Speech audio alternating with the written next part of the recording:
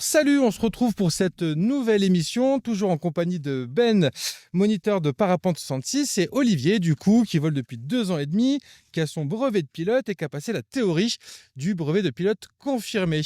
On vous rappelle que ces vidéos, on n'a pas le contexte global, on n'a que ce qu'il y a sur la vidéo, donc on ne connaît pas le vent, la micrométéorologie, on ne connaît pas la charge sous la sellette, ni le niveau du pilote, il y a plein d'éléments qui nous échappent, donc on va analyser avec ce qu'on voit et avec ce qu'on pense et ce qui nous vient aux yeux. Ce qui est très important aussi, c'est surtout de remettre ça dans un contexte de ressenti de pilote d'aujourd'hui par rapport à un jeune pilote. L'idée, c'est de parler aux jeunes pilotes qui sont autour du brevet initial et d'essayer de leur donner des conseils autour de ce qu'on voit et des questions qui peuvent se poser eux. On va commencer avec la première vidéo tout de suite. Disons qu'il se prend, je pense, une belle rafale de face. Donc après, il a une belle ressource. Donc on a l'impression, on le voit tomber dans la sellette. Donc après, on voit qu'il a l'air de paniquer. Il fait beaucoup de gestes et du coup, je pense qu'il y a du surpilotage. Et du coup, c'est plus la voile qui le maîtrise que l'inverse, quoi. Ouais. Bon. Au niveau, donc en fait, il rentre dans un thermique dans un premier temps et merde, on va mettre pause. Et donc il rentre dans un thermique dans un premier temps et au moment où il rentre, donc on le sait, hein, en prenant une rafale plutôt de dessous, on crée un mouvement pendulaire, on a une ressource et en rentrant dans la ressource, il a un tout petit peu de frein et au moment où il est le plus haut, il relâche les mains. Pas de beaucoup, mais ce qui suffit que s'il sort en même temps du thermique, ça crée cette grosse abattée qui est bien marquée. Donc là, il a quand même un premier bon réflexe de freiner. Et dans la deuxième ressource qu'il prend, là, il s'appuie encore plus sur les mains. Et là, en effet, ce que disait Olivier, c'est qu'il est vachement crispé. Et donc, du coup, ça amplifie un peu tous les mouvements. Plutôt que de faire un mouvement bref de tempo à un moment donné pour calmer le jeu et relâcher tranquille, là, du coup, ça crée un shoot oblique. Et donc, il y a le côté gauche qui est bien freiné. Mais le côté droit qui continue un petit peu d'avancer parce que, comme il disait, il tombe un peu dans sa sellette. Il y a un petit contre à droite, mais pas suffisant pour arrêter le mouvement. Voilà, c'est une erreur, on va dire, assez classique quand on commence, puisque du coup, on a souvent tendance à être tendu sur les commandes dès que ça bouge un petit peu. Et ce qui fait comme disait Olivier, on surpilote un peu plus, quoi. Là, j'ai l'impression qu'il est assez jeune dans son pilotage et qu'il y a un petit peu de stress ou d'angoisse. On sent qu'il y a beaucoup d'éléments qui... alors, c'est peut-être moi qui analyse mal, hein, mais j'ai l'impression qu'il est pas trop à l'aise, en fait. Est-ce que tu penses qu'il y a de l'anxiété un peu qui va jouer là-dedans dans ce fait de se crisper, de faire les mauvais mouvements aux mauvaises amplitudes? Sûrement qu'il n'a pas anticipé que ça allait bouger comme ça en sortie de décollage, et ce qui fait que derrière, un manque d'anticipation plus... un peu, comme tu dis, la voile, ça doit être une A ou une B assez gentille. Donc, manque d'anticipation, un peu de stress, nouveau pilote. De suite, si on arrive dans une aérologie qui bouge un peu plus, le pilotage est un peu plus faussé, quoi. Du coup, on pallie ça comment? Gonflage, gonflage, gonflage. Et du gonflage pour ressentir le mouvement, l'allègement dans les commandes ou quand ça se durcit. Et après, de la pratique, on peut travailler les exercices du tangage, là, notamment en conditions calmes, pour savoir à quel moment placer la tempo, à quelles amplitudes, et ressentir exactement ce qui se passe sur le visage, au niveau du bassin, les allègements, le fait d'être plus lourd, et ce qui se passe au niveau du commande. Ok, parfait. La seconde vidéo, du coup, c'est un arbrissage. Alors, je pense qu'il n'y a pas grand-chose à analyser sur la vidéo parce que le mec est un peu fuck-up dès le début, quoi. Par contre, moi, ce que j'aimerais bien qu'on voit, c'est est-ce qu'il fait bien les choses ou pas? Et surtout, comment on prépare un arbrissage? Quand on sait qu'on est foutu, comment on le prépare, quoi? Là, il n'a pas eu le temps de préparer, hein. Là, c'est clair que je pense que déjà, il n'est pas assez tourné à l'opposé de la pente. Il devrait être plus en biais de façon justement à pouvoir s'écarter rapidement. Voilà, et là, du coup, il arrive sur un arbre qui est plus grand que les autres. Et là, forcément, il se le prend, quoi. Mais je pense pas qu'il soit face au vent en plus. Je pense qu'il est justement qu'il a le vent de cul à la vitesse où il arrive. Mais bon, a priori, il freine pas non plus. Il aurait dû au moins freiner au maximum quand on sait qu'on arrive vers un obstacle. absolument freiner au maximum. Ouais. En effet, donc ce que disait Olivier, c'est que quand on fait du vol de pente, c'est bien d'être au moins avoir un appui sellette sur le côté gauche pour, enfin du coup là, dans cette config-là, pour s'il y a besoin de dégager du relief, dégager immédiatement. On voit aussi au début de la vidéo qui se tient aux élévateurs, donc il n'y a pas vraiment de pilotage, il est même bras haut. Donc voilà. Et il commence à piloter réellement quand il voit qu'il va finir dedans. Et après, je pense aussi, comme disait Olivier, qu'il est sur la branche légèrement vent de cul de son approche, enfin de sa partie, de son longement du relief. Alors après, il freine quand même pas mal au moment où il touche l'arbre. Donc il a quand même le bon réflexe de se dire, bon déjà, il faut savoir que les arbres sont nos amis. Si vraiment, il vaut mieux atterrir dans les arbres doucement ou même fort que dans des cailloux doucement. Mais dans tous les cas, qu'on arrive dans l'atterrissage, dans un arbre, dans des cailloux, il faut freiner à fond pour arriver avec le moins de vitesse. C'est ce qui fait un peu. Mais le fait d'arriver un poil vent arrière plus dans l'arbre, au moment où il touche, il freine. Et de suite, il relâche. En fait, là, sachant qu'il est foutu, qu'il y a forcément arbrissé, parce qu'il n'y a aucun atterro possible, limite, il faut le préparer comme un vrai atterrissage. Dire, c'est cet arbre-là que je me prends. Du coup, y aller dans la branche qui a un peu plus vent de face, sur d'avoir le moins de vitesse, et atterrir dedans le plus smooth possible, quoi. Oh bah oui, c'est sûr que dans tous les cas, en arrivant dans un obstacle, c'est toujours mieux, ou dans l'atterrissage, c'est toujours mieux d'y arriver le plus face au vent possible. Comment on choisit l'arbre dans lequel on va atterrir, là? Si on a une forêt devant nous, lequel on choisit? Là, comme ça, pas vraiment de réponse, surtout que bon, tout autour, il y a quand même de l'herbe plus ou moins haute. Là, quand on voit quand la vidéo elle se finit, c'est quand même de l'herbe haute plus que des arbres. Pas forcément dans son cas à lui, mais de manière générale, on va choisir plutôt un arbre avec plein de feuilles, un arbre sans feuilles. On essaye de prendre un arbre assez touffu qui puisse amortir. Après, on peut essayer de trouver, si on voit qu'il y a une route pas très loin, essayer de trouver un arbre qui serait proche de la route, comme ça, s'il y a besoin de secours ou quoi que ce soit, parce qu'on n'est pas à l'abri qu'il y ait une branche qui passe pas au bon endroit au moment où on finit dedans, pour essayer d'avoir les secours le plus rapidement possible. Et puis, bon, un arbre plutôt vivant, quoi. Ouais, que mort. Oui. C'était déjà arrivé, Olivier, du coup, d'arbrisser, toi? Là, j'ai eu une expérience à mes débuts en décollant de CRS Sud. Je me suis mal positionné, ce qui fait que j'ai dégradé très rapidement et donc j'ai pas eu le choix de regarder ce qui arrivait devant moi. Et en fait, j'ai vu une route assez courte avec des arbres assez hauts. Donc j'ai visé cette route. Il y avait un virage à angle droit, donc c'était l'endroit où il y a le plus de place pour y aller. Mais j'ai mis les pieds en avant, j'ai touché le haut des arbres, j'ai cassé d'ailleurs le haut des arbres. Et à ce moment-là, j'ai enfoncé mes freins au maximum et j'ai posé très, très bien d'ailleurs sur la route.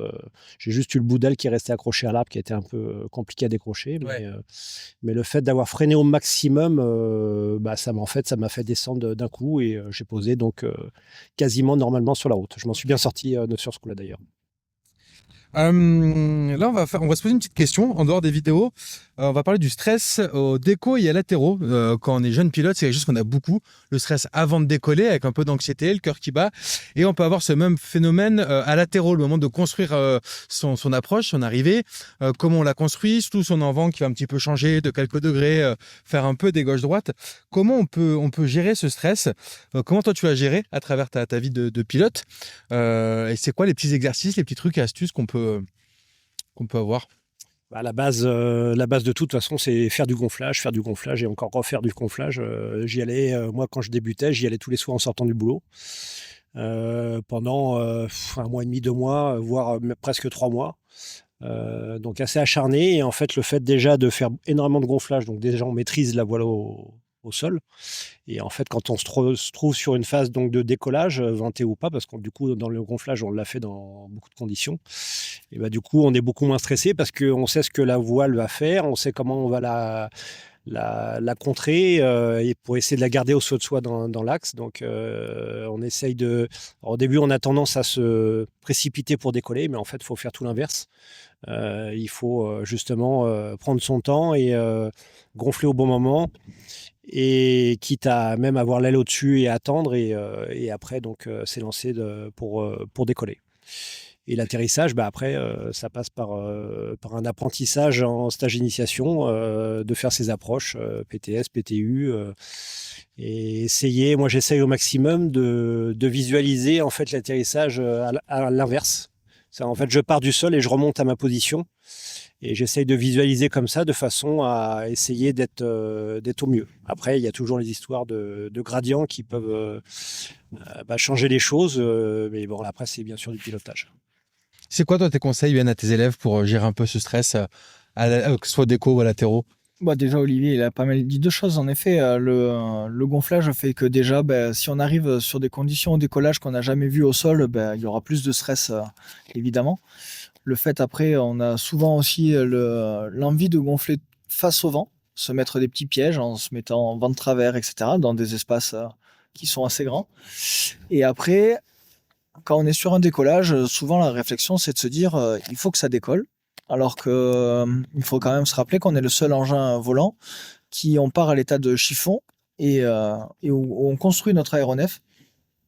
Et donc, avant de se dire je vais décoller, la première question déjà à se poser, c'est de se dire déjà je vais construire mon aéronef. Et une fois qu'il sera construit, là je vais me mettre à décoller. Et pas mal de gens forcent le décollage avec des ailes pas vraiment construites, ce qui fait que du coup on se fait peur et ce qui engendre plus de stress. Et le fait de se dire déjà, si mon parapente il est pas bien construit, je m'arrête et je recommence, et ça permet de se dire je ferai peut-être 2, 3, 10 essais avant d'y aller, mais le temps que c'est pas bon, j'y vais pas. Et il y en a plein qui se disent non, non, là, faut que ça y aille de suite. Et ce qui fait que si on ne s'est pas entraîné au gonflage et le plus de cette petite pression, ça fait souvent des décos qui sont pas bons. Et donc après, ça reste dans la tête pour les décollages d'après. Parfait, on va revenir aux vidéos là. Les deux prochaines, elles vont aller un peu ensemble. On va parler un peu du prévol. Là, sur cette première, je vais vous laisser être attentif sur son élévateur gauche. Donc, il va clipser les élévateurs et regardez bien à gauche. Donc, voilà, il est présent. Hein. Très bien. Donc, il a fait sa prévol. Hein. Sa voile, elle est bien mise. Mais là, regardez, il clipse. Et attention, regardez bien. Hop. Vous avez vu, le mousqueton n'est pas refermé. En fait, il est bloqué dessus. Et il ne s'en rend pas compte. Voilà, du coup... Alors, par chance, ça va bien. Hein. Il n'a pas de soucis. Mais il y va, il décolle. Et puis c'est un site qui est quand même assez accidenté, quoi. Donc là, c'est un coup à s'envoyer au tapis très fort. Donc il n'y a pas réellement d'analyse, hein. Juste se dire que c'était une erreur qui aurait pu lui coûter la vie bêtement, en fait. Et du coup, ça va aller de pair avec la prochaine vidéo, la numéro 8. Hop, la sellette qui n'est pas fermée. Donc là, il n'y a pas grand-chose d'analyser sur l'instant. Par contre, c'est l'importance de bien faire ses prévols, en fait. Et du coup, votre analyse là-dessus par rapport au prévol, Ben, Autant le parapente, il n'y a pas vraiment de routine à se mettre, autant sur le décollage, arriver à se mettre sa routine pour se mettre dans sa bulle, se dire que quand je suis prêt à partir, je sais que je fais cette étape, puis cette étape, et ainsi de suite, jusqu'au moment où je vais m'installer. Après, pour la première vidéo, c'est vrai que décrocher sa voile de sa sellette, ça rajoute toujours un truc en plus, et j'en vois pas trop l'utilité, autant la garder attachée nickel en permanence. Au moins, on est sûr de pas la mettre ne serait-ce qu'à l'envers pour se faire un tour de sellette ou cette petite erreur de pas clipser son maillon. C'est sûr que là, le maillon il bouge pas, mais il pourrait casser ou l'élévateur sur un mouvement, sur une turbulence pourrait à peine bouger et sortir du maillon. Donc voilà. Surtout que les deux, ils ont des voiles assez performantes. Et donc c'est des bons pilotes, c'est propre sur les gonflages, donc c'est vraiment une erreur toute bête. La deuxième vidéo, c'est un truc qui pendant un moment arrivait assez souvent comme accident, parce que sur les anciennes sellettes, on avait vachement de mal à s'attacher, surtout sur les sellettes de course. On avait une cuissarde qui était vachement, vachement serrée, et du coup pour marcher avec, c'était pas du tout évident. Et donc quand on ratait un décollage, pour remonter au déco, en haut, on avait souvent à décrocher les cuissardes. Puis on réétalait la voile et on se disait pas, ah, merde, j'ai oublié de m'attacher, quoi. Donc voilà, quand on s'arrête, on reprend la procédure à zéro pour se remettre dans le bain, quitte à souffler 2 minutes à côté, même s'il ne s'est rien passé, hein, mais pour se remettre dedans et recommencer la procédure depuis le départ, quoi. T'as une routine, toi, Olivier, du coup, avant de décoller, quand tu ouvres ton sac, à tout moment où tu ouvres ton sac? Bah, disons qu'effectivement, alors, enfin, moi, sur la vidéo, ce qui m'interpelle, c'est que, effectivement, bon, moi, je laisse toujours ma boîle accrochée à ma sellette, donc ça évite, de toute façon, déjà un gros problème. Et en plus, Ton micro. il s'attache croisé, donc ça complique encore plus les choses. Alors, même s'il a l'habitude, certes, mais bon, ça fait quand même beaucoup d'éléments qui se compliquent et il décolle juste derrière après s'être accroché. Donc sans vraiment contrôler, quoi. Moi, ma routine, j'ai fait des erreurs comme tout le monde, hein. Je pense que ça fait partie aussi, malheureusement, des choses qu'on devrait pas faire, mais on oublie la sangle du haut, qui est pas bien méchante, mais ça peut arriver. Ou on oublie la petite fermeture sur le cocon, donc on décolle avec le cocon ouvert. Alors c'est pas grave en soi, mais ça prouve qu'on fait pas attention aux choses et tant que c'est ça, c'est pas grave. Mais si c'est par contre une accroche, c'est beaucoup plus compliqué. Donc moi maintenant, je pars du bas et je remonte jusqu'en haut. C'est-à-dire j'accroche mon élastique du cocon donc à la chaussure. Ensuite, je mets mes deux attaches principales.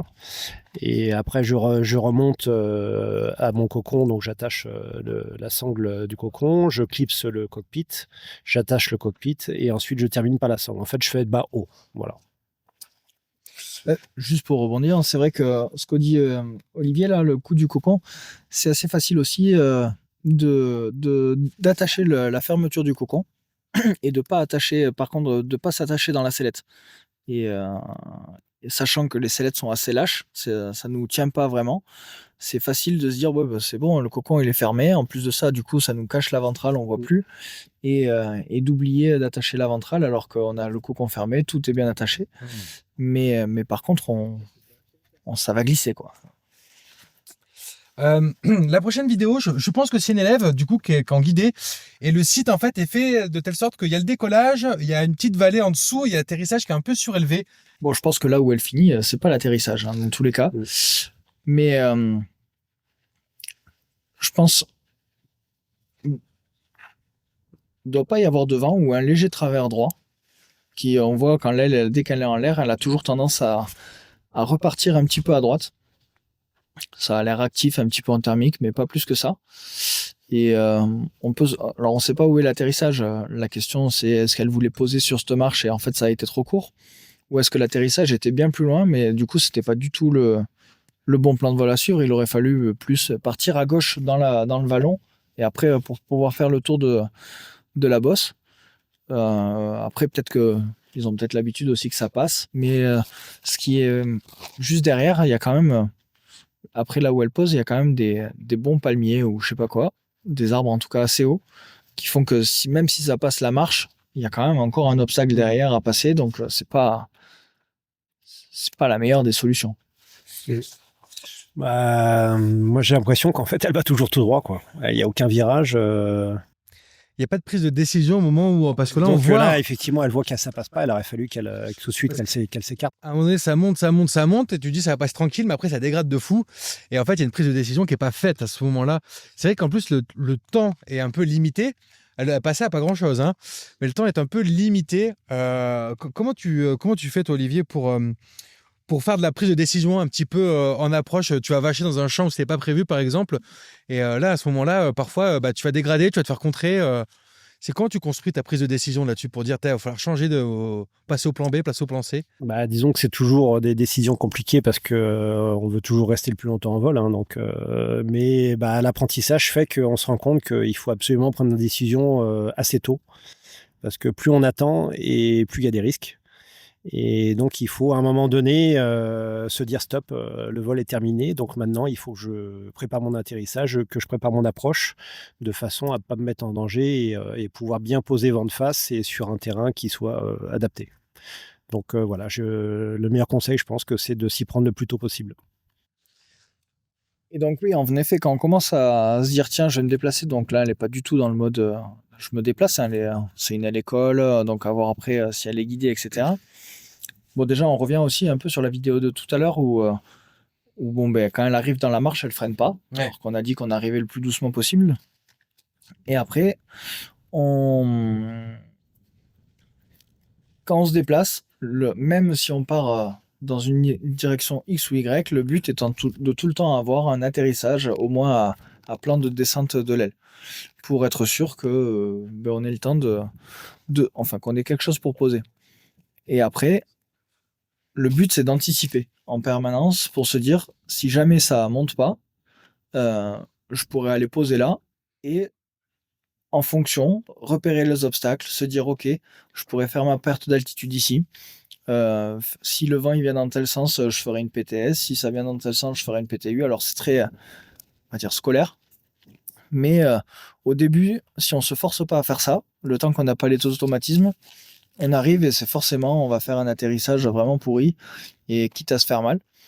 Et après, au fur et à mesure, il y a des automatismes qui se créent et l'analyse vient beaucoup plus rapidement, ce qui fait que du coup, on peut se permettre d'improviser un petit peu un atterrissage. Mais sur les débuts du cross, en tout cas, il faut arriver à se dire, là, je peux toujours poser, Ouais. et ainsi de suite. Et je me se schématiser une approche pour que si jamais ça fait pas, on ait déjà anticipé le truc et faire que ben, on va pas arriver au radada et un dernier virage et en fait, ben non, c'était pas ça qu'il fallait faire, quoi. D'ailleurs, ça fait écho un peu avec ma prochaine question. C'est pourquoi et comment se donner des objectifs réalistes et progressifs? C'est-à-dire dans sa progression, quand on va commencer à voler tout seul, est-ce que c'est important et comment faire pour se dire, bah, sur ce vol-là, je vais essayer de me mettre tel objectif ou tel défi? Bah, moi, en ce qui me concerne, et c'est effectivement, je me mets toujours des objectifs, de me dire soit d'aller des objectifs des distances, donc d'aller sur un endroit. Par exemple, ici, il y a le Roc des Morts, c'était un de mes premiers objectifs sur ce site. J'ai aussi fait des objectifs endurance. J'ai volé 4 heures exprès, donc c'était long, mais c'était uniquement pour voir mon endurance, savoir combien de temps je pouvais tenir, parce que pour faire de la distance, effectivement, il faut être sûr qu'on puisse tenir à tout niveau. Et donc voilà, donc je me suis mis plusieurs défis, aussi de faire les plafs, essayer de faire les plafs toujours en permanence, regarder la météo, regarder les plafs et essayer d'arriver à cette altitude, voilà, à chaque fois qu'on prend un thermique, essayer d'aller jusqu'en haut. Et ces objectifs, en fait, ça permet effectivement certainement de bien progresser. Toi, Ben, c'est quoi les objectifs que tu pourrais donner un peu réalisables à des pilotes qui sont sur du BI, quoi, en fait, hein, aux alentours là, qui commencent leur progression en autonomie, du coup? Bah, de toute façon, l'objectif principal là, quand on commence le BI, entre guillemets, c'est déjà de faire un beau déco, une belle approche et un bel atterro, sachant qu'après, au fur et à mesure, bah, quand il va y avoir du déplacement, le but étant de savoir poser dans un périmètre qui est plus ou moins restreint.